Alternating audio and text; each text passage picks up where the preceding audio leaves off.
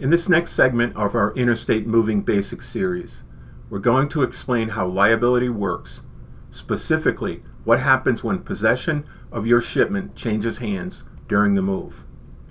Understanding liability is one of the most important protections you have as a customer. The concept of liability in the moving industry is simple.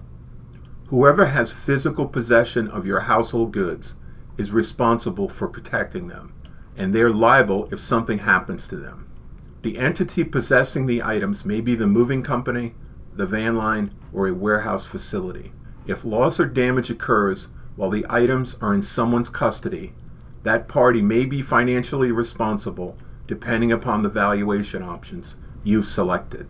Once the movers begin working in your home, they become responsible for the security and protection of your possessions. The mover's liability continues until your shipment is delivered to your destination home or it is formally transferred to another authorized party, such as a storage and transit warehouse. To manage these transfers of possession, the moving industry uses a standardized document called the Household Goods Inventory. The inventory is the key tool used to verify both the quantity and condition of your items at delivery. But that verification is only meaningful if those details are recorded at origin before the crew handles anything. For that reason, the inventory is created while the items are being tagged and prepared for loading, and it becomes the baseline record for the entire move. The driver or crew lead is responsible for preparing the inventory. For every inventoried item, they must document 4 pieces of information. A general description of the item, like blue leather sofa. The quantity of items, like a set of items, table legs on 4. The contents of a carton or a furniture item, if applicable, and the condition of the item at origin, also known as pre-existing damage. The inventory process ensures there is a clear record of what items were shipped and the condition of those items before loading. You as the customer play an active role in the inventory process.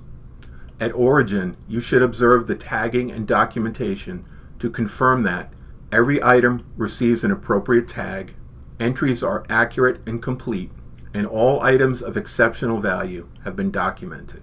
At destination, your job is much more significant. You must work cooperatively with the crew to check off each item as it's delivered and notate any visible damage or missing items on the paperwork.